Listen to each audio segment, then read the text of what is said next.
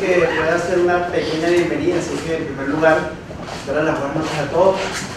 Yo soy David Tiñez, soy miembro pues, del PMI capítulo Perú, Lima, y bueno, como representante de Deloitte también, para nosotros es un gusto poder abrir las puertas a este tipo de iniciativas, ¿no? De verdad, muy agradecido por la participación especial de Don Carlos pues, y todo su equipo. También y Alexander también por aquí, presidente del PMI también. Un gusto pues para cada uno de ustedes aquí presentes abrir nuestras puertas para este tipo de actividades, ¿no? Bueno, en Deloitte, especialmente el área de construcción, proyectos de capital e infraestructura, que es el área pues, que tengo la oportunidad de liderar aquí en el Perú, nos gusta apoyar y abrir las puertas a este tipo de iniciativas. Este tipo de iniciativas pues, que lo que buscan es la difusión de las buenas prácticas en gestión de proyectos. Instituciones como el PMI pues, muy comprometidas con este tipo de actividades. Y bueno, finalmente no me quiero alargar más, quiero dar pues, que sea Rubén el responsable de dar la pauta de la agenda. Quiero cerrar nada más pues comentándoles que yo creo que no es un secreto para ninguno, al contrario, es un gusto para todos nosotros pues, como peruanos, tengo más de 9 años también en este país, el éxito que han tenido los Panamericanos, ¿no? Un importante evento pues, donde también Deloitte pudo poner su pequeño granito de arena. Nosotros somos parte pues, del equipo consultor que trabajó en la elaboración del plan maestro de infraestructura, de operaciones del plan del director de gestión. Y bueno, como ustedes saben, pues, documentos claves para lo que es la gestión de establecimiento de costos, riesgos, cronogramas, entre otras cosas. Bueno, un gran reto realmente para nosotros como equipo hacer este servicio. Se le dieron unas recomendaciones que también fue un gusto ver que fueron adoptadas. Parte de ellas vamos a hablar aquí, ¿no? Por ejemplo, el esquema G2G y la implementación pues, de una PMO para el desarrollo de una oficina de gestión de proyectos civiles. Eso es todo lo que Rubén me pidió que diga, así que muchas gracias. Espero que se sientan a gusto aquí. Esta es su casa, por favor. Cualquier cosa estamos a la orden. Muchas gracias.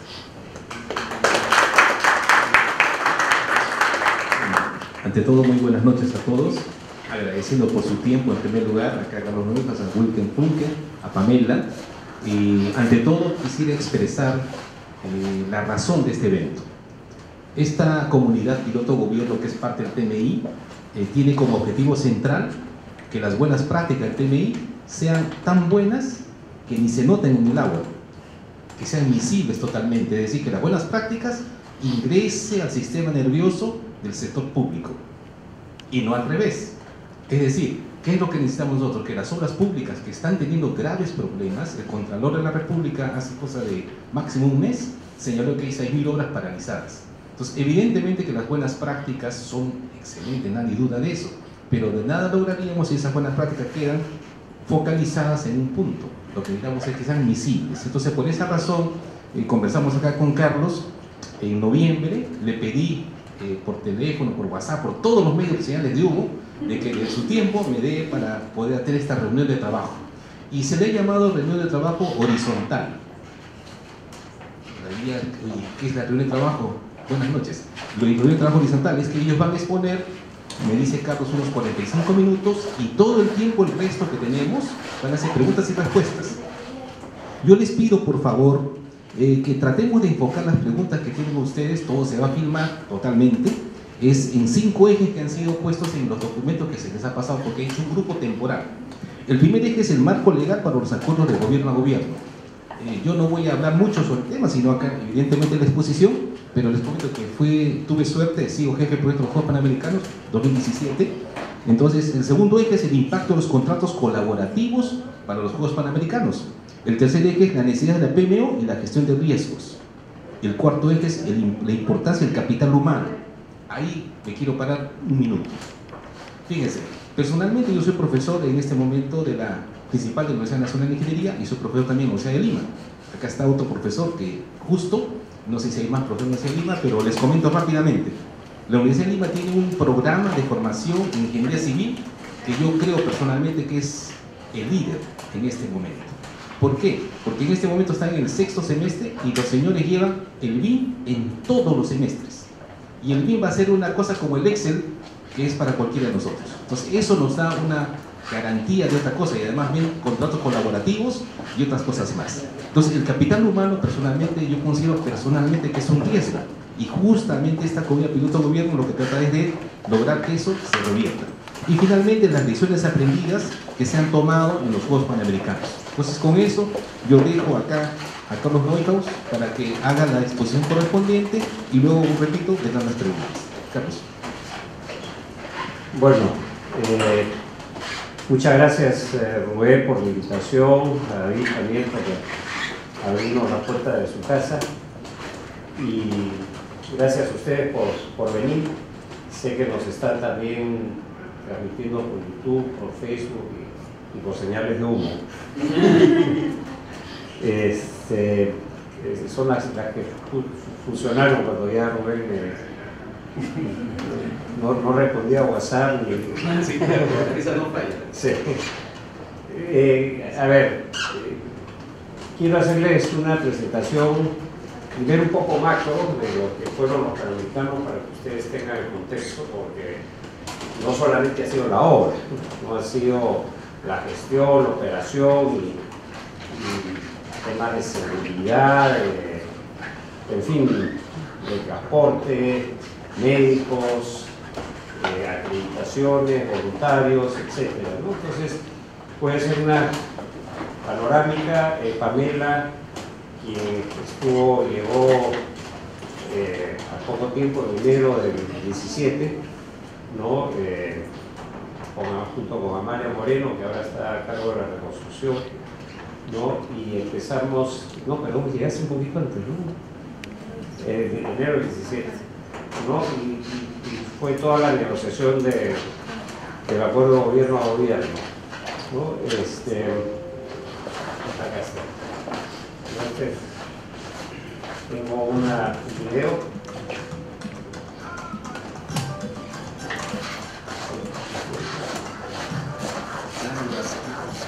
A ver, para subir el volumen. Esta es la... Empezamos con la antorcha que se presente de local. El gobierno no es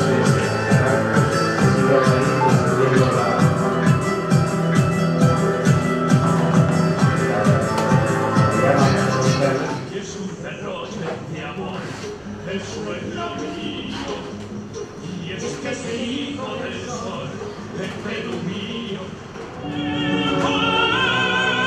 Cambió, hizo un dúo con otra granja. Creo que la clave de todo fue la inauguración, ¿no? Porque con eso conectamos pues a toda la población, ¿no? Porque muchos estaban pues un poco escépticos, ¿no? Creo que la inauguración fue un hito que puso a la gente inmediatamente no participar, ¿no? La cantidad de años, ¿no? Todos los deportes, nadie se queda. Las medallas de la tabla, Cristian Pacheco,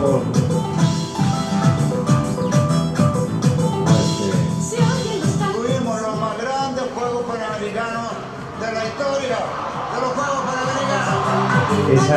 eso no me lo esperaba. Me uniré en la tierra contigo.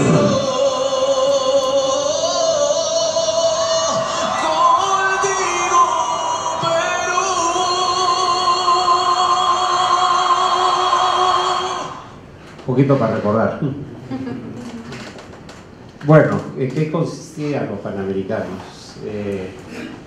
Aterricé en el proyecto el 26 de septiembre del 16, 2 años, 10 meses por delante, y habían pasado 3 años y era muy poco lo que se había avanzado. Había el plan maestro, digamos, que sirvió de guía, pero ya la realidad, el tiempo en contra, pues era muy importante.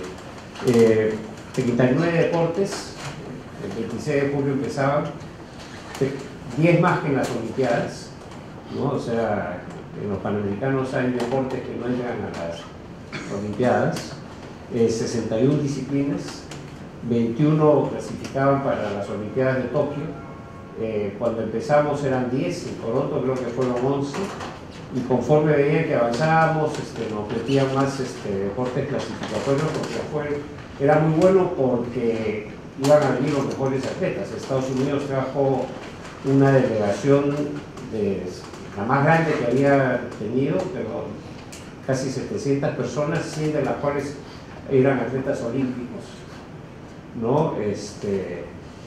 Fueron 17 días de competencia, 5 complejos deportivos, la Videna, Villa María del Triunfo,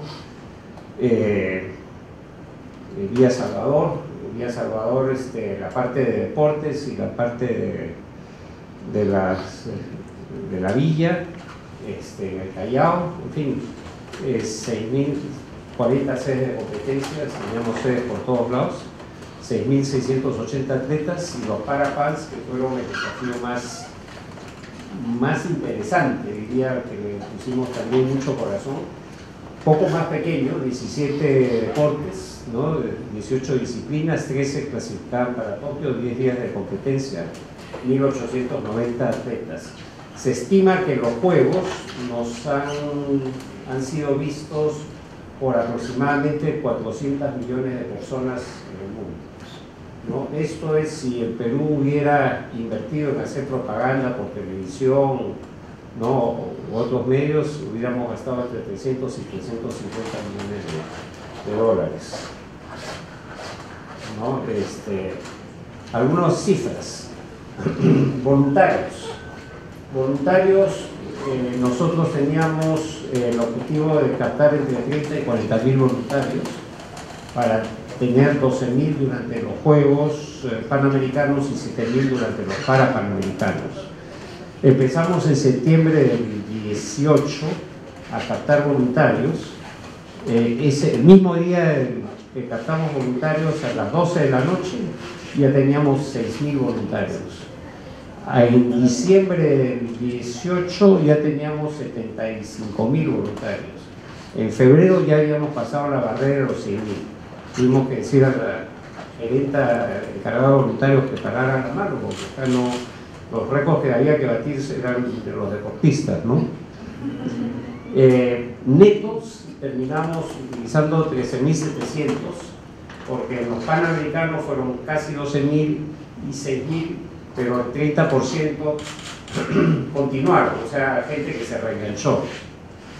Pero capacitamos a 29.000 personas en voluntariado que hicimos con Naciones Unidas y que ellas han quedado pues, para el Bicentenario, etcétera, ¿no? Hemos tenido 1.000 horas de transmisión en vivo, hemos repartido 1.100.000 raciones a todos los deportistas, delegados, referees, etcétera, o sea, teníamos que darles de alimentar. Hemos tenido 36.460 traslados que llegaban del aeropuerto a sus alojamientos, sea en la vía panamericana, sea en los hoteles, a los entrenamientos, a la sede de competencia. Ningún deportista llegó tarde a su sede de competencia, o sea, cosa que no había sucedido en casi todos los juegos, siempre alguien llegaba tarde.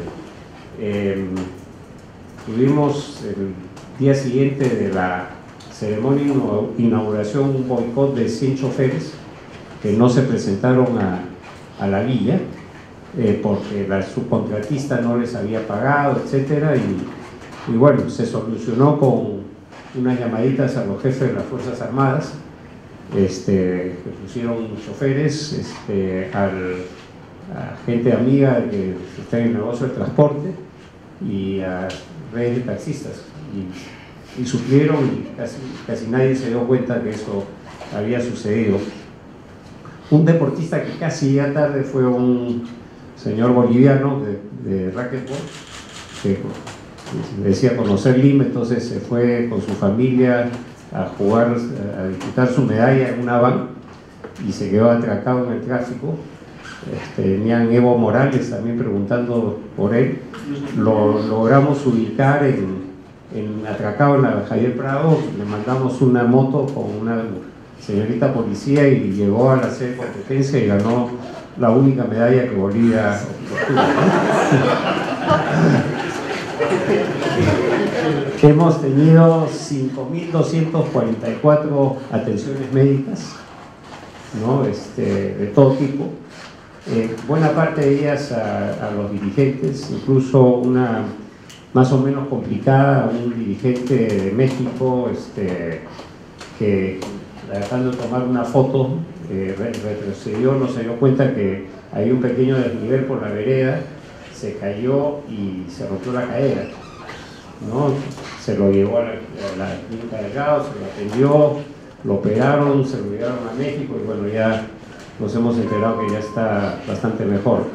Hemos tomado 2.300 muestras de dopaje y dentro de esas muestras 15 dieron positivos y bueno, les adelanto la noticia, en Toronto Perú perdió una de oro y una de plata por tema de doping. Hoy hemos ganado 2 de bronce por temas de doping, o sea, de 39 medallas hemos pasado a 41 medallas, ¿no? A ver, que darles una ceremonia especial a los chicos, ¿no? En impacto económico se calcula que 1.600 millones de dólares generó en actividad económica, 500.000 de empleos, ¿no? Directos, indirectos, inducidos, o sea, por ejemplo, el inducido es el restaurante Chihuahua, que se abrió al frente de la vía Panamericana, ¿no? Que funcionó, fue un éxito, no sé si sigue funcionando, pero ya tenemos, también trabajamos con 300 micro y medianas empresas, ¿no? Esto, por ejemplo, todas las vallas, todos los uniformes, todo el habituallamiento de la vía Panamericana, ¿no? Y una serie de cosas de detalle, bueno, todo el tema de marketing, ¿no? Todo se hizo a través de las pequeñas empresas. Bueno, ahí ya está, figuran las 41 medallas en Panamericanos y 15 para Pan. En ambos casos el Perú ha obtenido más medallas que en todos los juegos anteriores juntos, ¿no? Y de 41 países hemos sido el 9º, ¿no? O sea que es un muy buen resultado. Se ha roto, la Federación Peruana fue 592 atletas convencionales y 139 para atletas, 62 récords panamericanos, 175 para panamericanos, un récord mundial. El impacto mediático, por ejemplo, han habido artículos en todo el mundo, fuera del Perú, 83.491 artículos hablando del Perú y básicamente, como comprenderán, tenían que hablar bien, salvo un periodista del Mercurio que empezó a escribir y le cayeron, incluso los mismos periodistas chilenos le hicieron bullying porque los estábamos tratando muy bien. Eso equivale a 1.086 millones si hubiéramos pagado nosotros por hacer esto. O sea, entre la exposición en medios de artículos y televisión, calculamos pues, el impacto ha sido 1.400 millones de dólares, ¿no? Y 750.000 personas asistieron a ver los panamericanos y los parapanamericanos. Nuestra idea no era rentar en las entradas, sino era tener buena asistencia, ¿no? En algunos momentos decían, oye, hay entradas, pues, no hay entradas, pero veo huecos, y era que los dirigentes se llaman la familia de los juegos, ¿no? Los dirigentes de los países tenían reservados los asientos que eran en el tiro de cámara. Entonces se acordó con Pan Sports que se redujeran a la mitad y que si no se presentaban ya los voluntarios llenaran esas tribunas, ¿no? En fin, esto es el recorrido de la antorcha, ¿no? El 2 de julio la recibí en Teotihuacán, una ceremonia increíble, ¿no? Más de 1.000 danzarines aztecas, ¿no? Duró como una hora, un show extraordinario, estaban en todas las partes de arriba de las pirámides, apareció en Machu Picchu, ¿no? Por la Puerta del Sol, y de ahí inició el recorrido por todo el Perú. Esto creo que hemos impactado en 6-8 millones de personas. He tenido la oportunidad de estar en algunos lugares del Perú y la gente pues acordaba mucho del paso de la antorcha. Un poco la gestión, ¿no? Cuando llegué al proyecto tenía claro que si no se hacían algunos dispositivos legales no íbamos a avanzar. Entonces, ya conversando con el presidente Kuczynski en ese momento, primero nos garantizó los fondos, ¿no? que iban a durar hasta el final, o sea, y luego algunas cosas como licencias automáticas, la posibilidad de tener acuerdos de gobierno a gobierno, ¿no? Esto se invitó a 4 países, en coordinación con la Contraloría de la República, a los 4 países que habían hecho juegos, y era Guadalajara, o sea, México por Guadalajara, Londres, Reino Unido por Londres, Canadá por Toronto y Brasil por Río, ¿no? Brasil y México no tenían posibilidad de acuerdo de gobierno, sí tenía Canadá, ¿no? Y lo que perseguíamos nosotros era un acuerdo de gobierno para gestión, no para que ellos, para que sus empresas participen, ¿no? Ya estando en las negociaciones con Canadá, que se tornaron bastante fuertes, apareció el embajador británico diciendo que gracias al Brexit podían hacer acuerdo de gobierno, lo cual lo hicieron más barato. El número 1, énfasis en el legado, ¿no? Y luego también la transmisión de conocimiento. Y eso ha funcionado tan bien que ya mucha de nuestra gente está en el Expo de Dubái, se ha ido a Arabia Saudita, ya está en la lista para ir a Tokio y también de Chile entiendo que tienen que estar interesados. Después podíamos, las Fuerzas Armadas, poder iniciar obras. Normalmente en el Estado pues uno tiene que hacerla en un solo paquete de demolición, excavación, etcétera, y con Fuerzas Armadas podíamos avanzar en lo que es nivelación de terrenos. Eso fue muy útil. Teníamos aprobaciones para ejecución de obra con aprobación parcial de expediente, lo van a ver ahora con la presentación de Pamela, ¿no? Convenios por encargo también para sacar algunas cosas, un procedimiento especial para voluntariado que hicimos con Naciones Unidas. Tomamos algunas decisiones radicales, ¿no? Por ejemplo, encontré pues, que eran 39 torres para hacer la vía panamericana de 8 a 10 pisos, las reduje a 7, ¿no? Y están en la forma de abanico para poderlas ejecutar más rápido, o un enfoque amigable, o sea, la utilización del agua, por ejemplo. Eliminamos un polideportivo, había 3 en el plan maestro, lo eliminamos, racionalizando los deportes, ¿no? Y uno que iba a estar en San Isidro, donde el suelo de San Isidro puede ser una desgracia, un tercio de relleno, no se acuerda, nos fuimos a Vía Salvador en el espacio que habíamos ganado al hacer menos torres. Había un espigón para remo, los remeros creo que me odian, pero que iba a costar como una vía panamericana, no más de $100 millones hacer ese espigón. Entonces lo que hicimos fue llevarlo a la laguna de Huacho, ¿no? Donde se me quejaban al inicio que el fondo era poco profundo, y acá con Billy lo que se hizo es llenar el agua, bloquear la salida y con costalillos levantar el nivel hasta 2 metros de profundidad, con lo cual Sí. No, no una solución totalmente ambiental, no excavamos nada y salió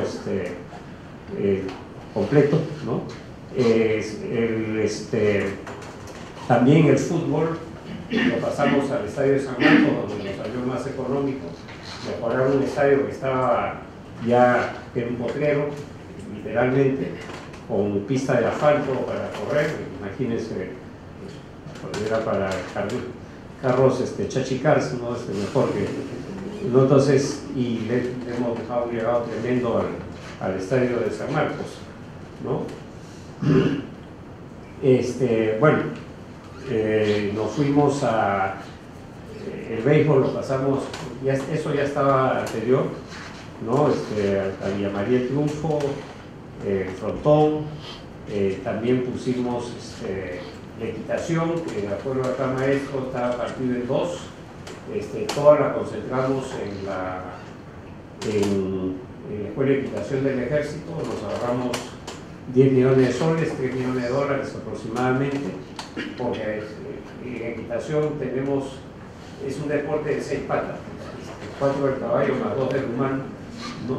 Entonces, los caballos son cuarentenas, teníamos que hacer 2 cuarentenas, 2 hospitales, no todo a un mismo sitio, obras por impuestos, excepto alto rendimiento para la tarde. Usamos la vía Escuela Naval como una vía alterna, ¿no? Porque íbamos a tener mucha gente, muchos deportes en el Callao, entonces la gente que vive en la vía, usamos la Escuela Naval, que fue muy eficiente. Usamos el Naguaná como un circuito natural para canotaje, ¿no? Y después siempre buscando las opciones. Por ejemplo, con Billy estuvimos pues en el vóley playa, ¿no? La expectativa de transmitir quería pues que pusiéramos torres de iluminación, y creo que cada torre valía $500,000, una cosa así. Lo hicimos muy sencillo, adicionamos un día más de competencia, ¿no? Con lo cual no había necesidad de poner ninguna torre de iluminación, ¿no? Acá yo voy a pasar un poco rápido para dejarle a Pamela, ¿no? Pero el asunto es, gracias hemos aprendido mucho con el convenio de gobierno a gobierno, porque nos simplificó la vida. Normalmente se contrataban algunas empresas especializadas para la gestión de los juegos, pero nosotros decidimos optar, como les dije, por un convenio de gobierno que además nos garantizara, pues, que en este caso la reina misma garantizaba que los juegos se iban a terminar, se iban a concluir, ¿no? Y yo recuerdo, creo que fue 26 de mayo, me parece, que hicimos un roadshow en la Cámara de Comercio. De junio, ya, bueno. Ya, difícil. Entonces, voy a corregir la fecha. Se nos aparecieron 800 personas, o sea, eran como 300 empresas. Entonces, en ese momento,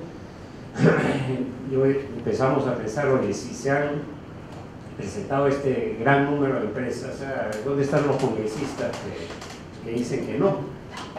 Entonces, fue muy bueno, y para la primera licitación que se hizo a la vía panamericana, que ganó Vesco de Salco, se presentaron 44 empresas, y ese fue el promedio de las 5 licitaciones grandes con las que trabajamos.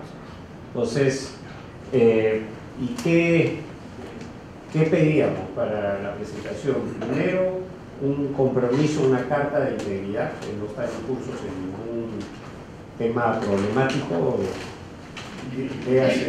o derecho parecidos, ¿no? O sea, dictámenes de auditorías, estado financiero debidamente auditados por empresas tipo Deloitte, ¿no?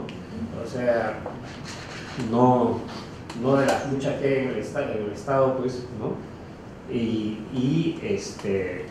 de ahí las propuestas debían contener pues, criterios de innovación, experiencia, cómo habían manejado los temas laborales, los conflictos, y que ofrecieran pues, plazos razonables, ¿no? Entonces, todo eso dentro de la competencia se produjo, y además todas las licitaciones, toda la información era a través del portal.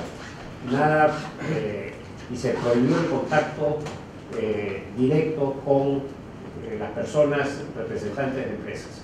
Eso fue todo a través del portal, ¿no? Entonces, creo que incluso tuve que en algunos casos pedir que se separaran algunas personas del proyecto, que ya no trabajaran. No quiere decir que hayan hecho algo incorrecto, pero se dio una orden de cero contacto y hubieron contactos, chao, ¿no? Y además no había forma de poder intervenir porque todo era a través del portal, o sea, no había mucho mecanismo. Ahora, siempre era el valor por el dinero, temas de incentivos por cumplimiento de fechas, por hacerlo por debajo de los plazos, por ahorros, en fin. Estos contratos NEC que también tienen alertas tempranas. En fin, este es un poco cómo han sido en otros países nuestro proyecto. Bueno, Guadalajara era $300.000, pero le salió 1.000 millones. Toronto fueron 1.100 y terminó en casi 2.000, ¿no? Y nosotros empezamos con un presupuesto de 1.5, lo bajamos a 1.1, hemos ahorrado como $330 millones por debajo del plan maestro. Nuestras obras un poquito. Esta es la vía panamericana como se decía. Esto ya es impresionante, fue el hotel más grande, el tercer hotel más grande del mundo. Este es el Polideportivo Villa Salvador, que iba a estar encima del acantilado. Lo hicimos a las 2/3 partes del costo previsto. Ese es Villa María del Triunfo. Todos los sectores son artificiales. O sea, esto también un ambiente pues seco. Esto funcionó perfecto. Ese es el centro acuático. Es el campo de rugby que se adaptó para fútbol, para los Parapans. Es la cancha de hockey, ¿no? El frontón, ahí tuvimos 12 medallas de oro. Es el Polideportivo del Callao, que ahora está usando para la María de Bono, una aforo de 6.200. Esta es la pista auxiliar de atletismo. Abajo está una playa de estacionamiento. Ese es el centro acuático, ¿no? Que las piscinas son portátiles, ¿no? Hay un tema de solución de problemas de vientos en el atletismo. Echamos el velódromo, esto ya está. El viento venía de sur a norte y le quitaba competitividad a la pista de atletismo. Entonces, con la ayuda del gobierno británico, se hizo un análisis de los vientos, se hicieron las cosas,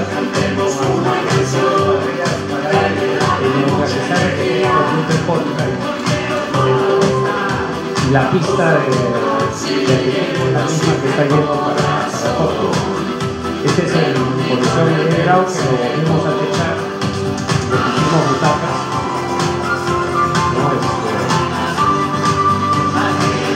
Cuando despegan el Jorge Chávez pueden ver el Polideportivo del Callao, ¿no? Con la ventana derecha. Ese es el centro de alto rendimiento en realidad debería poner ya el verdadero, ¿no? Porque ya está funcionando, ya están las habitaciones, ya se están terminando. Y bueno, ahí tuvimos 7 medallas, 3 de oro, 3 de plata y 1 de bronce. Nuestra gente, ¿no? Rapidito. Esto fue en 2016, hay una pequeña línea de plumón ahí que éramos 30, 40 personas y fuimos creciendo, ¿no? Hasta estar en aproximadamente 2.100 personas, ¿no? Esos eran los que trabajaban directamente, hay que agregarle los voluntarios, las personas que trabajaban por terceros, o sea, todos los periodistas, la seguridad. Se movilizaron 23.000 policías y lo curioso del caso que el índice de rotación era 2.1%, ¿no? Prácticamente al final nadie quería irse y sabía pues que tenían, ya en esta época tenían que buscar trabajo, ¿no? Ya muchos se han empleado. El otro día me llamó un muchacho y me dijo, estaba ya trabajando, que gracias a que había puesto una línea que había trabajado los panamericanos, el empleador le empezó a preguntar los panamericanos y el entusiasmo y lo contrataron. Ya depende de él adentro. Los voluntarios, un poco en cifras, ¿no? 67% era para panamericanos, 33% para PANs, ¿no? 11.300 fueron los que se usaron los panamericanos, 61% mujeres, 39 hombres, gracias a las mujeres extraordinarias, y había de todas las edades.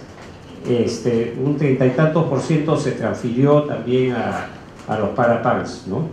Tuvimos 376 menores de edad, o sea, entre 16 y 18, 560 personas mayores de 55, había profesor de la uni jubilado que tenía como 82, ¿no? Y digamos, tuvimos también como 600 que vinieron del exterior, ¿no? Bueno, son más números sobre los voluntarios, ¿no? El compromiso ambiental, tratamos de hacer segregación de desechos, la reutilización del agua potable, digamos un servicio de limpieza, teníamos un sitio para la huella de carbono, en fin, se calcula que se dejaron de talar 1.500 árboles, ¿no? Legado, acá hay legado urbano, legado deportivo, legado social y legado económico. No piense la gente que es solo un legado deportivo. Claro que la juventud está más involucrada en los deportes. Muchos medallistas tenían sus escuelas de karate, escuelas de frontón, etc. Y me dicen que están llenos de chicos. La gimnasia, por ejemplo, ha explotado, ¿no? Entonces, esto, el hecho de los voluntarios, por ejemplo, ha sido un legado bastante importante.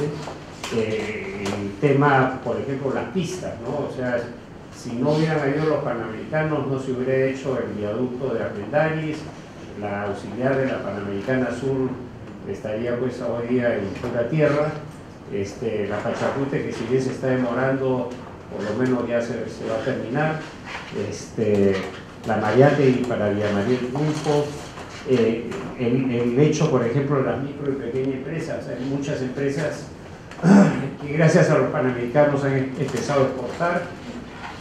La policía, a través de Perú Compras, también para sus uniformes los están contratando, y creo que ha sido bueno.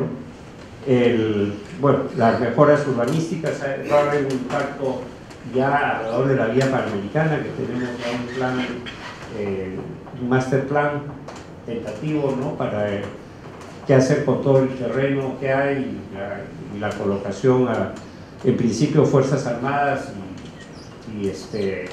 y entidades del Estado con los fondos para hacer la venta masiva y luego las ventas ya más puntuales. Porque si tiramos 1096 departamentos al mercado, se van a demorar pues un montón de tiempo en ser construidos, ¿no?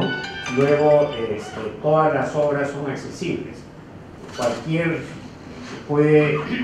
Cualquier persona en silla de ruedas puede circular por cualquiera de las obras sin ningún problema, ¿no? Entonces, y lo que esto también ha logrado es que los municipios también se estén concientizando, pues que, por ejemplo, en lugar de hacer rampitas donde pase de una esquina a una silla, pues que haya un chaflán, digamos, donde puedan, el que esté en la silla de ruedas pueda escoger por qué lado pasa, ¿no?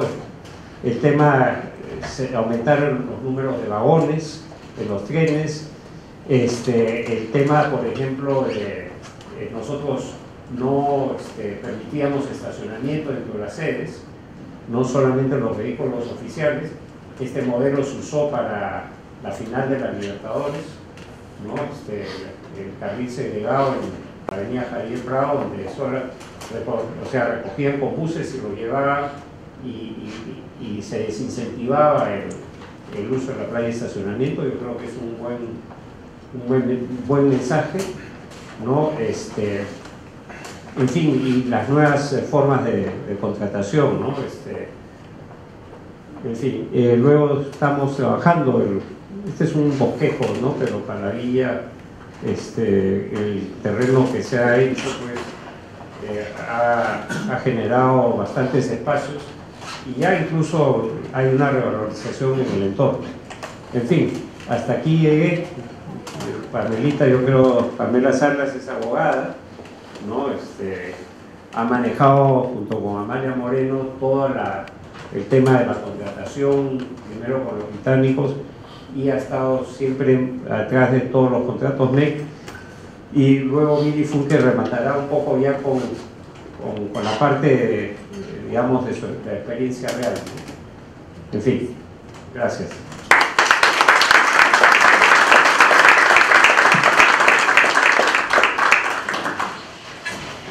Como ya mencionó el señor Carlos Neuhaus, vengo trabajando en un proyecto especial desde enero del 2017, apoyando desde el área de asesoría jurídica en la implementación de ciertos mecanismos y modalidades que fueron reconocidos para poder desarrollar y preparar estos juegos que fueron denominados los mejores juegos de la historia.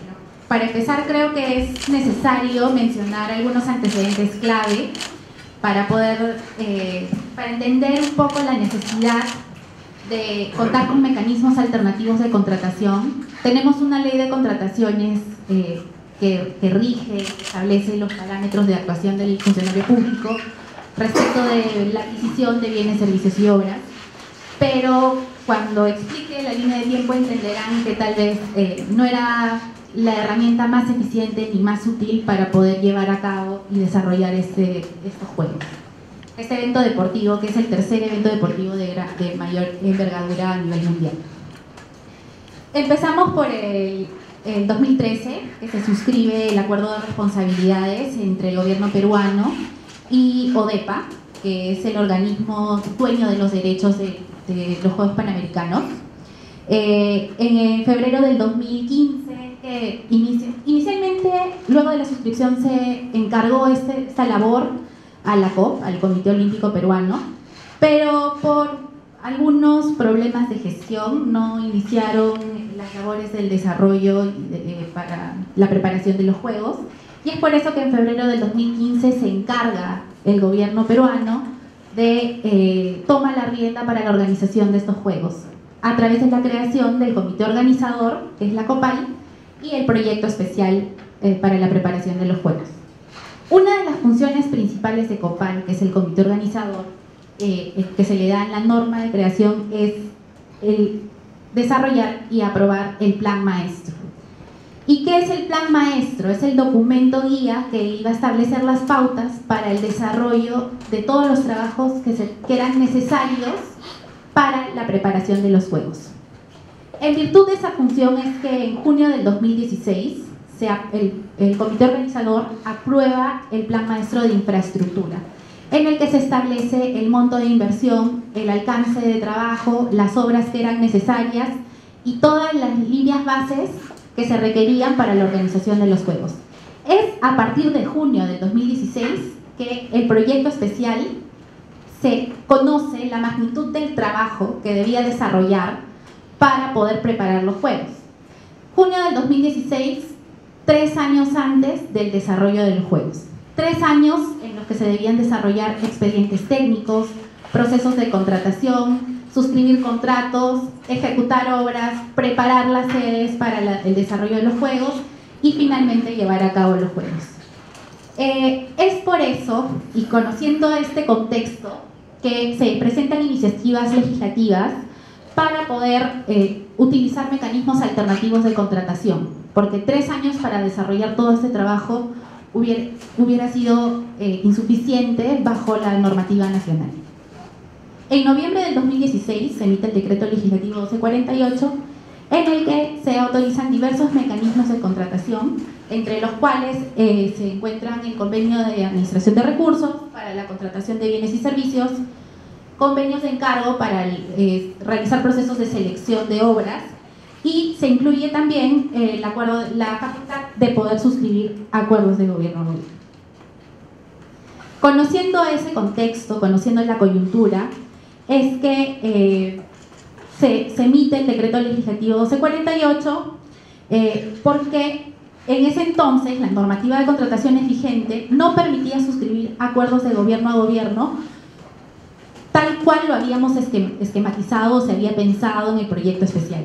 En ese entonces el artículo 5 de la Ley de Contrataciones establecía que la contratación de gobierno a gobierno se podía realizar con otro Estado siempre que este Estado realice las prestaciones de bienes, servicios u obras a través de sus propios organismos. Eso implicaría que toquemos las puertas de Cuba, de China, estados que no nos generaban la suficiente confianza y además que bajo los criterios que habíamos determinado no calzarían para poder realizar o desarrollar el apoyo que nosotros requeríamos. Es así que se presenta la iniciativa legislativa para poder generar mecanismos que nos permitan suscribir este tipo de acuerdos para el apoyo y asistencia en la preparación y desarrollo de los juegos. Ese es el habilitante legal. Con esa habilitación legal, nosotros empezamos en noviembre del 2016 un proceso de contratación creado por el proyecto especial para elegir a este Estado que nos iba a apoyar en la preparación de los juegos. Nuestro proceso contaba con 4 etapas. La primera era la invitación que ya explicó el señor Neuhaus. Se invitaron a 4 estados bajo un criterio de experiencia. ¿Cuáles eran los estados que realizaron eventos de gran envergadura, eventos deportivos en los últimos 10 años? Y en la lista estaban Canadá, Brasil, Reino Unido y México. En realidad la historia es que el único que nos respondió de forma positiva fue México. Reino Unido, Canadá, Brasil y... el único que nos respondió de forma positiva fue Canadá y los otros 3 nos dijeron no a la primera. Pero luego de la insistencia de la alta dirección, Reino Unido decidió evaluar los mecanismos con los que contaba para poder suscribir un acuerdo de gobierno a gobierno. Y es por eso que cuando presentan propuestas, Canadá presenta su propuesta en diciembre, mientras que Reino Unido presenta la propuesta en enero. Eso nos permitió generar competencia y tener diferentes propuestas a evaluar y poder definir cuál era la mejor y la que se adaptaba de mejor forma a las expectativas que tenía el proyecto especial.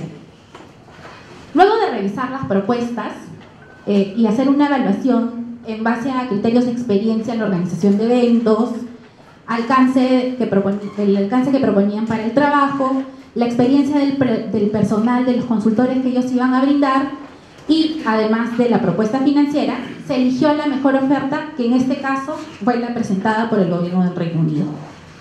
Es por ello que el 18 de abril se suscribe un acuerdo de gobierno a gobierno entre el proyecto especial y el Ministerio de Comercio Internacional del gobierno del Reino Unido. Este acuerdo se enfocaba en apoyo y asistencia en la preparación de los juegos, enfocado en 6 áreas principales.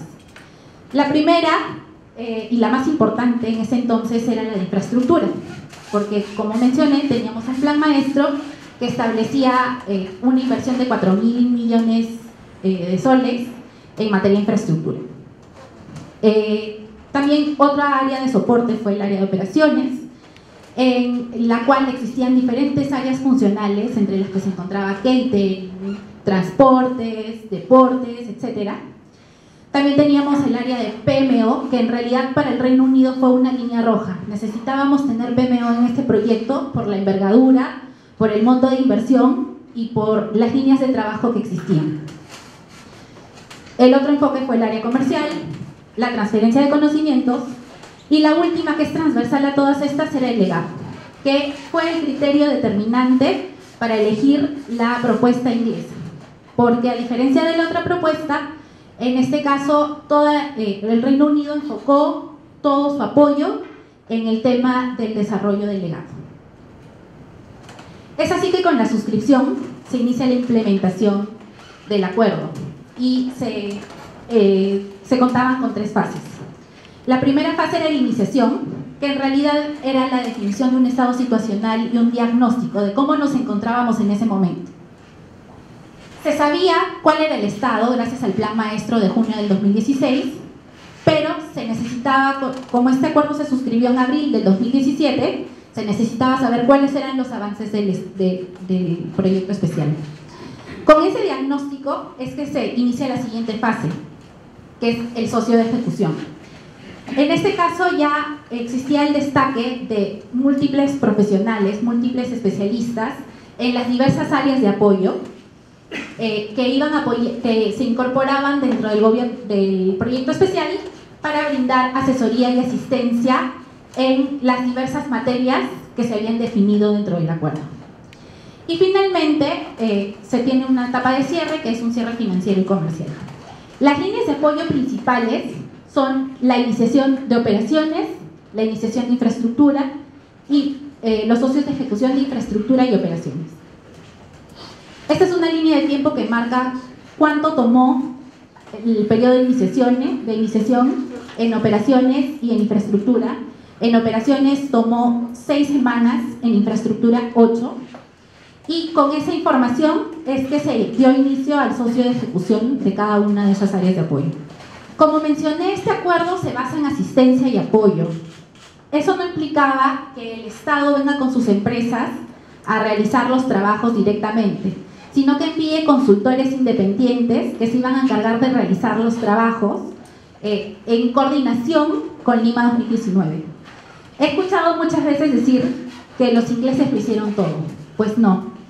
En este caso, el apoyo fue in situ, se destacaron a los profesionales dentro del proyecto especial y se trabajó de forma conjunta para poder lograr los resultados que ustedes han podido ver en el mes de julio del 2019. Eso fue parte también de este componente de transferencia de conocimientos y un componente importante del legado, el legado social y el legado profesional. Estos consultores independientes fueron parte del modelo cero, que ese fue el esquema que se utilizó en el entendimiento. Un modelo cero que suponía la contratación de consultores independientes, especialistas en cada una de las materias de apoyo. Como mencioné, las materias de apoyo en infraestructura, operaciones, comercial, y dentro de operaciones teníamos cerca de 16 materias diferentes que implicaban el apoyo de personas con experiencia, con conocimiento, no necesariamente ingleses, podían ser expertos que han trabajado en juegos de esta envergadura o de mayor envergadura, pero la idea era que se incorporen al proyecto y que se trabaje en conjunto. Lo que hacían estos consultores no era imponer el trabajo que se iba a realizar, era coordinar y recomendar. Las decisiones las tomaba el proyecto especial. Una de las funciones principales del socio de ejecución era el actuar como agente de procura, bajo el modelo 1. ¿Qué implicaba esta actuación como agente de procura? Implicaba que un grupo de estos consultores independientes se encarguen de realizar los procesos de contratación bajo la estrategia que ellos definan para efectos de poder obtener los bienes, servicios u obras necesarios para el proyecto alineados al plan maestro. Finalmente, estos socios de ejecución, este grupo de los socios de ejecución, que eran un grupo de consultores, se encargaba designaba a un representante para que suscriba el contrato en representación de Lima 2019. ¿Cómo se definió esa estrategia de contratación del acuerdo de gobierno-gobierno? Bueno, aquí lo más relevante fue la etapa de iniciación.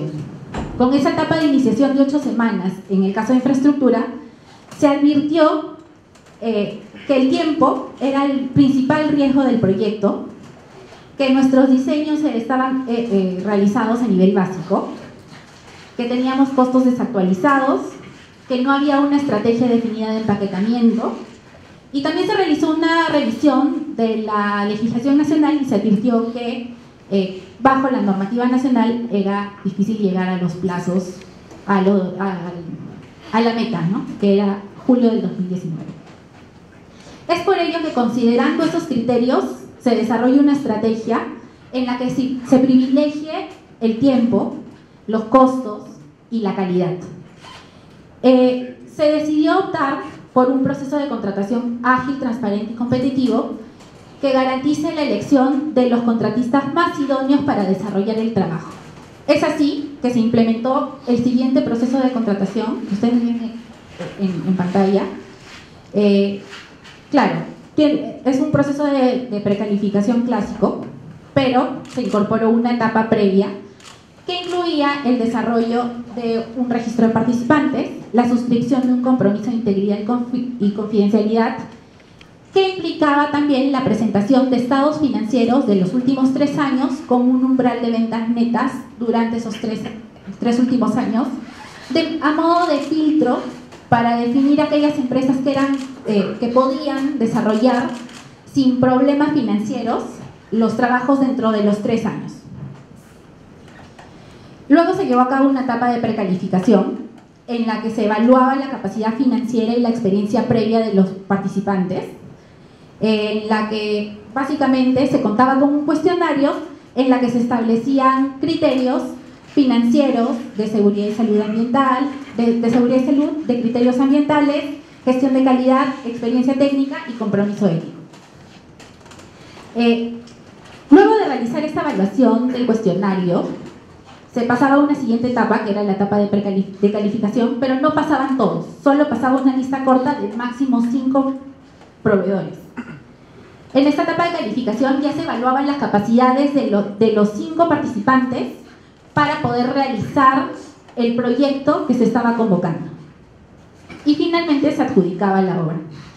Ahora, es preciso mencionar que este proceso de contratación tiene ciertas particularidades que lo diferencian de un proceso de contratación tradicional de la normativa de contrataciones. Además de ser un proceso netamente electrónico, creo que las principales características y fortalezas de este tipo de contrataciones se enfocan en la evaluación. La evaluación también es electrónica y en este caso se realiza, además de presentar la propuesta de forma electrónica, se cuenta con evaluadores que no necesariamente están localizados en el país, sino evaluadores que son especialistas en cada una de las materias a evaluarse, que reciben esta propuesta, la revisan, la evalúan, le otorgan un puntaje y justifican ese puntaje.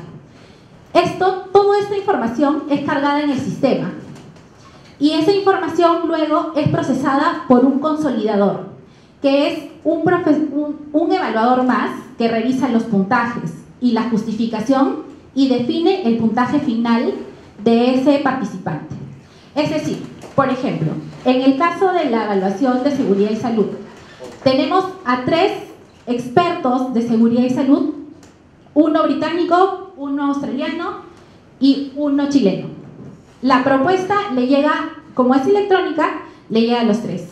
Los 3 revisan la propuesta, los 3 otorgan un puntaje y otorgan una justificación para su evaluación y el otorgamiento del puntaje. Los 3 son independientes, puede que no se conozcan, pero todo lo realizan a través del sistema. Toda la información que es subida al sistema luego es revisada por un consolidador. Lo que hace este consolidador es definir el puntaje total basado en la justificación otorgada por estos 3 profesionales, por estos 3 evaluadores. Y ese es el puntaje que se le otorga finalmente y que puede visualizar el contratista. Otra particularidad de este proceso es que en un proceso de contratación pública está satanizada la reunión o tener contacto con los proveedores. Pero en este caso hay una etapa de reunión con los contratistas, con los participantes, perdón, en los que se les explica cuál es el alcance de trabajo de la contratación y se absuelven todas las dudas, consultas y observaciones que tengan en ese momento. Entonces, hay un contacto, con ese contacto se genera confianza en los participantes, se explica cuál es el alcance para que tengan claro cuál es lo que se quiere, qué es lo que quiere el cliente y finalmente, si es que algo no queda así claro, es recién que van al portal y pueden formalizar su consulta o su observación a través del sistema electrónico.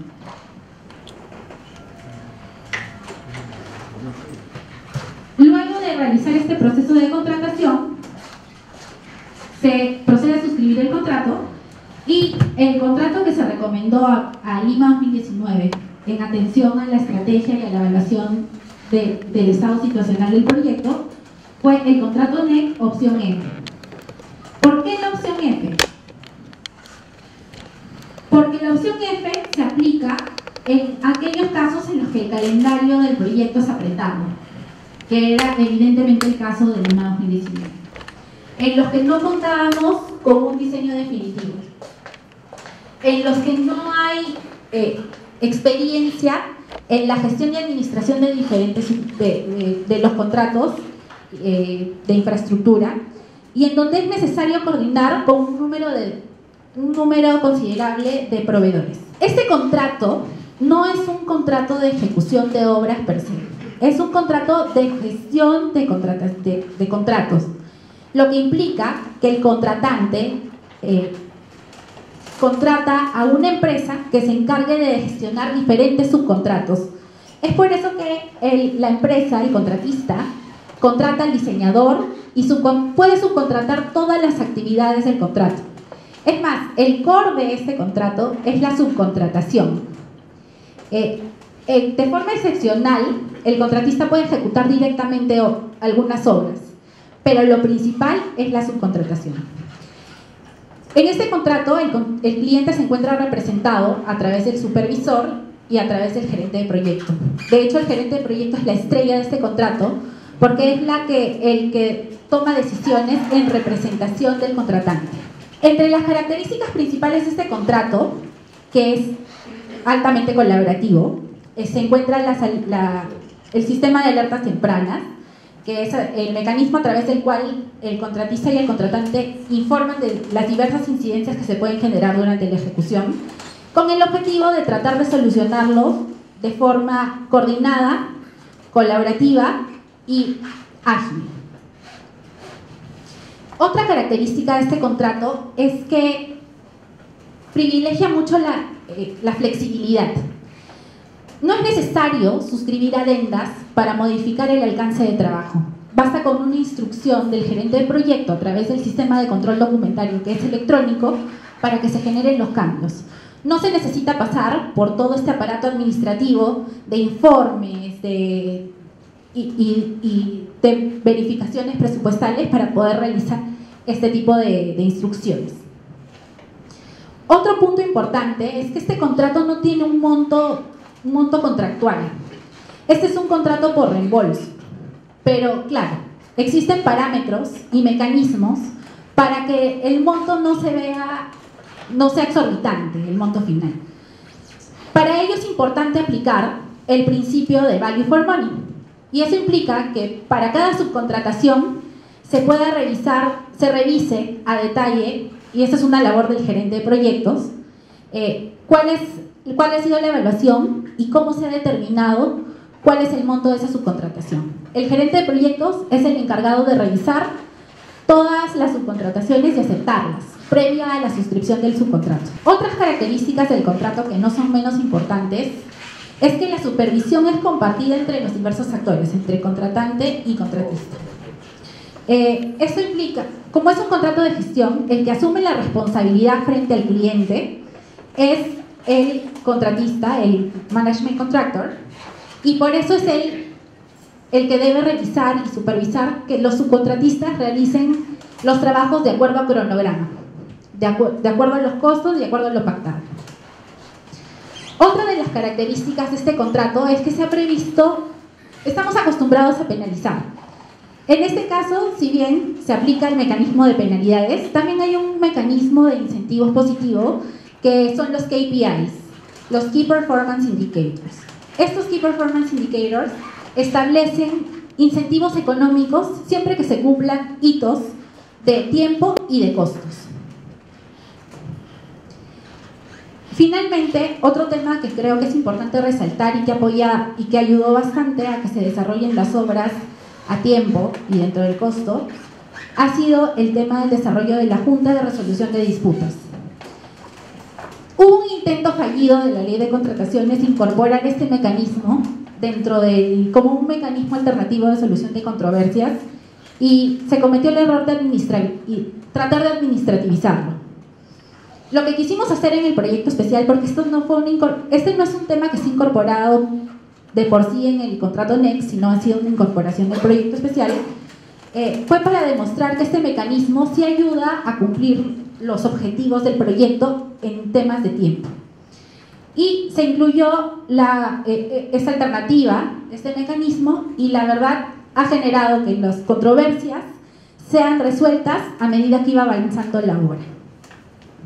Finalmente, creo que otra característica importante de mencionar es que el contrato nos permite realizar trabajos fast track, avanzar parte del diseño y también iniciar la ejecución, sin necesidad de esperar a que se culmine la totalidad del expediente técnico para realizar los trabajos. Las ventajas de este NEC en la experiencia de Lima 2019 han sido múltiples, pero quiero resaltar 5 que para mí son las más importantes.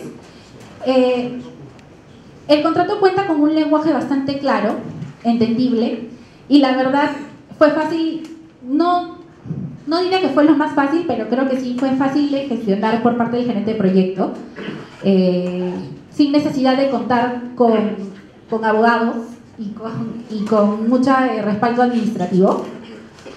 El sistema de alertas tempranas generó la reacción oportuna frente a cambios y problemas en la ejecución. A través del sistema se comunicaban todas las incidencias que podían ser solucionadas de forma inmediata o de forma rápida, solamente con la coordinación entre las partes. También nos generó el contrato colaborativo, este esquema colaborativo, ayudó a prevenir las controversias y los conflictos. De hecho, no se presentaron muchas controversias a la Junta de Cambios y hasta ahora no tenemos ningún arbitraje en curso. Y además, este mecanismo permitió evitar la paralización y la disminución del ritmo de obras. Finalmente, quería explicar un poquito otro mecanismo que nos ayudó y que creo que es complementario al uso del contrato NEC y al acuerdo de gobierno-gobierno, que fue la implementación de una oficina de gestión del programa dentro del proyecto especial. De hecho, toda la información que se generaba a través de los sistemas de control documentario que regula el contrato NEC eran insumos para que esta oficina de gestión del programa pueda generar sus controles y sus trabajos de monitoreo. De hecho, esta oficina de gestión del programa era el panel de control de todo el proyecto y se encargaba de realizar una verificación del cumplimiento de las líneas base, de alcances, de tiempos y de costos de forma transversal en todo el proyecto especial. La idea de este panel de control era verificar que se cumplan, que no existan contratiempos durante el desarrollo del proyecto, no solamente en el tema de infraestructura, sino en general. Por ejemplo, si había un retraso en la ejecución de las obras, se generaba automáticamente una alerta a la oficina de operaciones que tenía que también verificar y conocer ese riesgo para tomar las acciones necesarias, de modo que la implementación de la operación también se adapte y se adecúe a este retraso. Entonces, era la forma de integrar todas las actividades y trabajos que tenían que realizarse para la preparación de los juegos a efectos de que no existan contratiempos en el desarrollo, en la preparación de nuestro evento deportivo. Y eso es en general lo que se aplicó o se desarrolló gracias al acuerdo de gobierno a gobierno que se suscribió con el gobierno de Reino Unido. El ingeniero Funke ahora les va a explicar con mayor detalle cuál ha sido su experiencia en el uso de los contratos NEC, en específico del contrato NEC opción F. Gracias.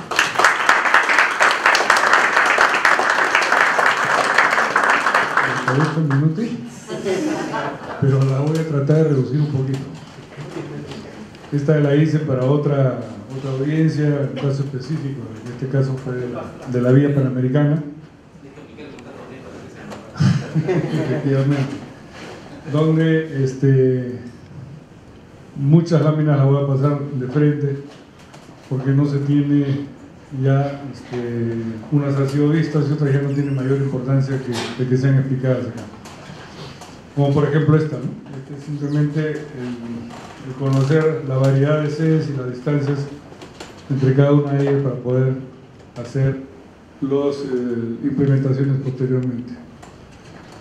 Me voy a concentrar en el contrato NEC, en el caso de la vía panamericana, donde, como ya dijo Carlos, de las 44 hectáreas que teníamos de terreno disponibles, estaban prácticamente todas ocupadas con la disposición que se había puesto inicialmente. Y como en el proyecto, en el concurso, perdón, se permitió a los postores presentar una propuesta alternativa que le generase seguramente algunos menores costos, estos sean a su vez repartidos a través de los incentivos que estaban establecidos, 50% para cada uno. A nosotros era un descuento, para ellos era un sustancial premio. Y logramos que de las 44 hectáreas se utilicen alrededor de 20 solamente para las torres. Estas 7 torres, los 1096 departamentos, se firmó el contrato en septiembre, acá está el jefe de proyecto, además que no me voy a dejar mentir. Se firmó el contrato en septiembre del 2017. En diciembre del 17 se comenzaron las obras físicas, después de un proceso de diseño, y en 13 meses después, en diciembre del 2018, las 7 torres estaban terminadas. La habilitación urbana sí tomó un par de mesecitos más, pero lo que teníamos necesidad de terminar rápido era las torres para poder implementarlas. Ahí se hicieron tuvimos una serie de desafíos. El primero de todos, en todas las sedes, no solamente en esta, era el tiempo. Tuvimos algunas apuestas por ahí, porque todos preguntaban, siempre la primera pregunta, periodistas, autoridades, congresistas y demás, lo primero decían: llegamos, vamos a culminar, vamos a tener juegos. Si no nos hubieran metido en este lío. Tenía la confianza, el equipo que se formó es un equipo de primer nivel. Contamos con un soporte muy bueno de parte de los consultores británicos que nos apoyaron en las diferentes fases y diferentes formas. Y logramos terminar 7 meses antes de los Juegos, por ejemplo, la vía panamericana. Las otras sedes con un poquito menos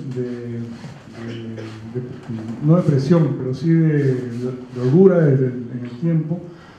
Comenzamos los procesos un poquito más tarde, los terminamos algo más tarde, pero todos al 100% terminados, con la suficiente holgura para poder hacer eventos de prueba en cada uno de ellos, hacer todas las implementaciones en la infraestructura temporal que se tenían que hacer, donde se ponían los servicios higiénicos, instalaciones de complementarias eléctricas, tribunas adicionales, campamentos, etcétera, etcétera. Como dijo, no solamente la vía panamericana era un hotel muy grande para casi 6.000 personas, sino que además teníamos que atender en todas las demás sedes de manera similar, porque todo era compartido entre la sede principal del alojamiento con cada una sede de competencia. Entonces, en este caso de la vía panamericana, el plazo era lo principal. De manera general, el contratista tuvo tan buen diseño y tan buena organización en el trabajo que se logró un ahorro de 70 millones aproximadamente, compartidos entre el contratista y el proyecto especial, lo que nos generó un sustancial ahorro en esta inversión. Y esto fue por el involucramiento también del contratista en los objetivos del proyecto. Voy a pasar rápido estas vistas que no son de... Esto ya lo vio Paola, Carlos también. El convenio con el ejército fue sustancial porque nos permitió tener todos los movimientos de tierras terminados para que el contratista proceda de frente a ejecutar las obras y no estuviera haciendo recién en ese momento los movimientos de tierras.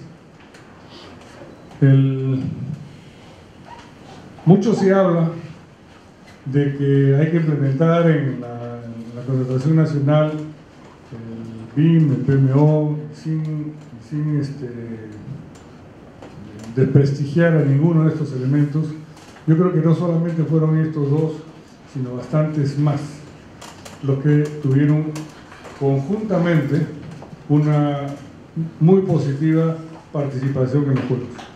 Acá hemos puesto algunos, comenzando por el sistema de procura, que ya lo mencionó Paola, el contrato NEC, que tenía la gestión de riesgos incorporados, alertas tempranas, el valor por dinero, el fit for purpose, la gestión documentaria 100% electrónica a través de un sistema que nos facilitaron los ingleses, el sistema ACONEX, la implementación del PIN, evidentemente el PMO, pero no solamente eso, sino la Junta de Control de Cambios, el Dispute Adjudication Board, los reportes de desempeño, donde se tiene además el Primavera P6, el cronograma, los hitos, la gestión de riesgos, el monitoreo, control de cambios, la Junta de Control de Cambios, la gestión de presupuesto y costos, los reportes, el aseguramiento de la calidad, el comisionamiento, etcétera, etcétera. Estos son algunas de las herramientas utilizadas y que en su conjunto todas ellas lograron que en todas las obras que ejecutamos tuviéramos el éxito que se tuvo para los juegos. Esto ya lo vio Paola, estrategia de contratación, por qué el contrato NEC, por qué la opción F. Siempre preguntan también cuánto cuestan las obras. El 31 de diciembre sabré el costo de cada una de ellas, porque ahí cerramos en principio, poquito las cuentas, cerramos en principio todas las presentaciones de documentos, y digo en principio porque en algunas obras hay trabajos complementarios post-juegos que algunos de ellos todavía no se han terminado. La vía panamericana, por ejemplo, tiene una adecuación de los 1096 departamentos que originalmente se utilizaron como dormitorios para los deportistas. Hoy día se está convirtiendo en departamento de 3 dormitorios, sala, comedor, cocina, 2 baños, para su venta posterior. En la ejecución de la vía panamericana, el proyecto puso a disposición, digamos, del gerente de proyecto un equipo de especialistas que acompañaran y sustentaran las decisiones, sustentaran el trabajo del Project Manager. Este equipo está compuesto por 7-8 personas, especialistas en electricidad, sanitarios, estructuras, arquitectura, teníamos control de costos, teníamos programadores, un especialista en el sistema administrativo, que es muy importante mantenerlo siempre al día, porque es el único medio de comunicación entre las partes. Y después, como el contrato era un contrato donde la supervisión de las obras estaba a cargo del contratista gestor que habíamos escogido, y debido a al desconocimiento del sistema de contrato NEC entre, digamos, las autoridades peruanas y sobre todo la gente de la Contraloría, nos vimos por conveniente poner también un equipo de control de calidad y un equipo de SOMA para que acompañen los trabajos que, a pesar de no ser responsabilidad de nosotros, digamos, fue bien visto por parte de la Contraloría que se tenga estos elementos de control y de soporte que ayudasen también a la ejecución de los trabajos. En la vía panamericana creo que hemos tenido más de 3.200.000 horas hombre sin accidentes incapacitantes. No hemos tenido ninguna. Tuvimos un incidente fuera de la obra que no tuvo nada que ver con la ejecución de los trabajos, sino en el camino de la obra a la casa. Un accidente de tránsito, pero eso fue lo único que se tuvo. El equipo de acompañamiento del Reino Unido, que nos acompañó desde el diseño, con especialistas en arquitectura, con especialistas en diversas materias, pero sobre todo en el diseño de los programas de seguimiento, bien sea a través de planeamiento, bien sea a través de costos, bien sea a través de riesgos sobre todo. Tuvimos la implementación en la Junta de Control de Cambios, el PMO, muy importante, pero también la Junta de Adjudicación de Disputas y una serie de herramientas de tecnología de punta que permitieron el correcto avance del proyecto. Es un poco lo que ya les expliqué. Tenemos el Project Manager que tenía supervisor de calidad a su disposición, el contratista principal que tenía todos sus subcontratistas, la obra podría ser subcontratada al 100%, y tenía el diseño y construcción de toda la obra.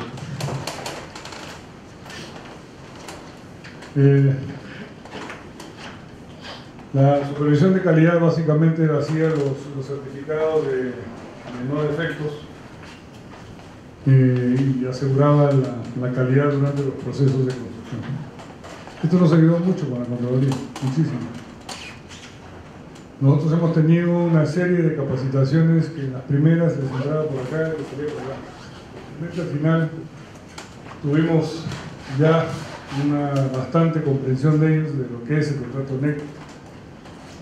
Ellos acostumbrados además a manejar el Reglamento Nacional de Edificaciones, para todos era nuevo, unos aprendemos más rápido que otros, y se presentaron algunas situaciones bastante tenaces, por decir, puntuales felizmente, donde se esgrimían razones de uno y otro lado para decir esto sí es así o es así, que finalmente llegaron todas a buen puerto.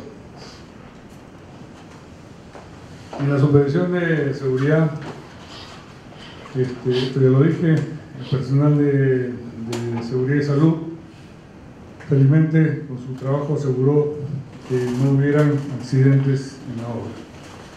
Y esto es lo que les mencioné también del acompañamiento del Reino Unido, en la gestión del cronograma, de riesgos, los reportes semanales de diferentes tópicos, la Junta de Control de Cambios, centro de información para tener al tanto a nuestro director ejecutivo, la revisión de todos los procesos de procura del contratista, la constitución del PMO, etcétera, etcétera. Además teníamos que hacer los reportes tradicionales que se tienen en toda contratación de obra pública en Perú. Tener el banco de inversiones actualizado, reportar a la OCE, al Infobras, tener los CIAF, los CIAS y demás siglas que todos de una u otra manera conocemos.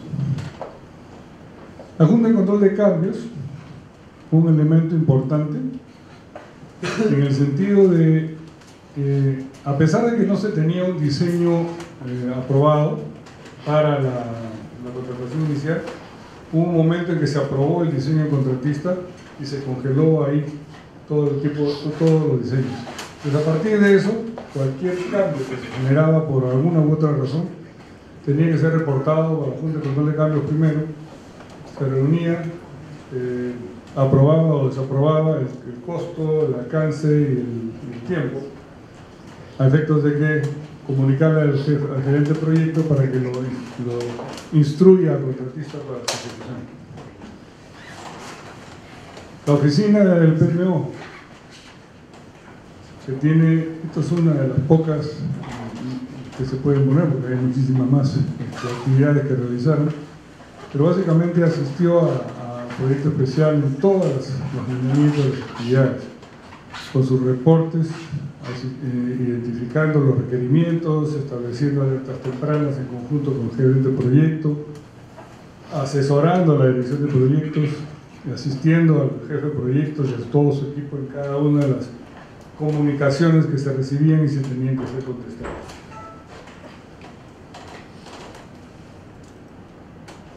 Este es un poco el organigrama que se tuvo. Creo yo que con una bastante reducida cantidad de personal se lograron grandísimas metas en casi todos los escenarios. Estos son modelos de reportes que teníamos con el PMO en cada una de las actividades, muchas de estas seguidas con algún cierto pesimismo porque no conocían la calidad de la mano de obra del peruano y el cumplimiento de objetivos cuando nos ponemos metas conjuntas. Y muchas veces nos decían la obra no se termina. Y conversando con César acá presente decían que se estaban equivocados. Infelizmente tuvimos nosotros la razón y no los británicos, porque los dos primeros reportes fueron bastante malos.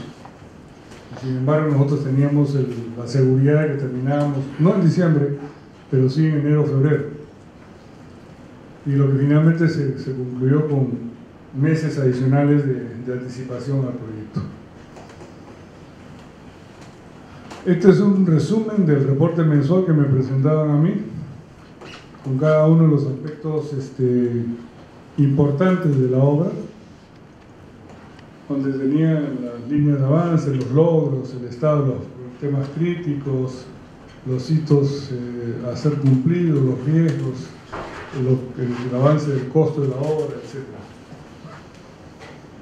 Esto ha sido un aprendizaje y una transferencia de conocimiento importante para todos nosotros que hemos participado, porque de alguna manera muchos de nosotros, primera vez que usábamos y recibíamos esta clase de reportes, hemos tenido que identificarlos, aprender a utilizarlos, aprender a rellenarlos para después saber leerlos y después implementarlos.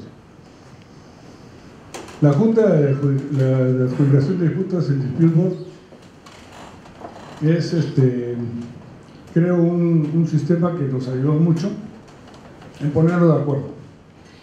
La obligación de la Junta no es principalmente tomar decisiones, sino sentarse con los actores a buscar acercamientos entre ambas partes.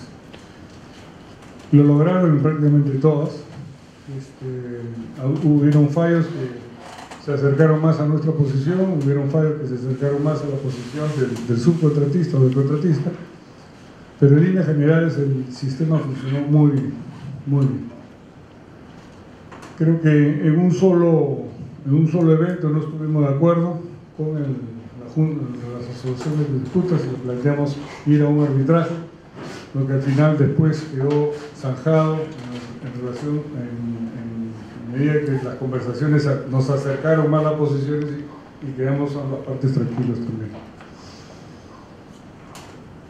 Entonces la Junta se presentaba el problema, la controversia que se había dado. Había unos plazos establecidos para que establezcan sus pronunciamientos, si estábamos de acuerdo, y si no, seguimos arbitraje. Esto ya lo hemos visto con la utilización de herramientas nuevas, el BIM es una de las principales en este caso, donde el tener para la planificación, para la ejecución de los cronogramas, para el seguimiento de la obra, una visualización total de cada uno de los sistemas en un solo pantallazo es muy importante. En algunos trabajos hemos tenido ya también la implementación del Final Cut, que es parecido al BIM. Se trabaja igual con el teléfono, aprietas una tecla en el teléfono y tienes en la pantalla lo que se diseñó y cómo deben quedar las cosas. Son muy positivas, sobre todo para la parte de supervisión, para la parte de control y sobre todo para que no haya interferencias. Eso disminuye notablemente los riesgos de la obra. El software de planeamiento del Primavera P6 es de última generación. No hay mucha gente que domine en Lima, en Perú, pero cada día son más, felizmente. El tema de alertas tempranas es una herramienta fundamental. Cada una de las partes estaba en la obligación de avisar a su contraparte cada vez que se presentaba algún tipo de descubrimiento, vamos a decir, donde se podía tener un aumento de precios, demorar la culminación o costar más. En conjunto, perjudicar a la obra. La gestión de riesgos, esto es uno de los temas más controversiales que tuvimos, porque muchos, a pesar de tener conciencia de que la gestión de riesgos es una herramienta importante, algunos lo llevaron a extremos muy controversiales, por decir algunos, ¿no? Exagerados, donde convertían en riesgo cada paso que dábamos, y tampoco de eso se trata la gestión de riesgos, ¿no? Se trata de poner en verdadera magnitud los riesgos, catalogarlos, magnificarlos y ver cómo se tratan, si se pueden amenguar o no, y si no, buscar una resolución alternativa, ¿no? Teníamos el registro de riesgos, el control, las acciones que se tomaban, la descripción de cada uno de ellos. Los incentivos. Los incentivos en el contrato NEC fueron una pieza muy importante. Como dijo Pamela, como todo contrato nacional tenía penalidades por incumplimiento de plazos sobre todo, pero en el caso de la vía panamericana los incentivos fueron fundamentales. El contratista cumplió el 100% de los hitos, y cobró el 100% de los incentivos. Y se fue cargadito. Los eventos compensables. Los eventos compensables es lo que normalmente llamamos adicionales, que en realidad no son adicionales, sino son situaciones fortuitas o modificaciones de alcance por alguna indicación, bien sea de un requisito de la Panam Sports, que es el dueño de la franquicia, o de las federaciones en cada uno de los diferentes estadios, que tenía que tener 50 centímetros más, que la arcilla debe estar colada, tamizada, detallitos de esa naturaleza que generaban eventos compensables que al final ejecutamos al 99% de los mismos, ¿no? Estos generaron evidentemente sobrecostos, eran eventos que no estaban previstos en el cierre cuando se congeló el diseño, pero no generaron en ningún caso aumento de costos. Las comunicaciones, muy importante, todos a través del sistema ACONEX, cada uno con sus siglas. Hasta ahora no me aprendo ninguna de ellas porque son como 4.200, pero los que la usan las conocen y saben darle su verdadera magnitud. Los diferentes sistemas que se utilizaron en las obras para las diferentes actividades. Tenemos algunos registros de movimiento de tierras. Esta parte de acá es el primer colado de concreto para cimentación. Acá estamos ya en los dos. En un momento hacíamos un piso al día, ¿no, César? O sea, cuatro módulos al día, pero que hacían un piso completo en diferentes edificios, pero era un piso al día. Ya acá tenemos inclusive las torres terminadas previas a los juegos.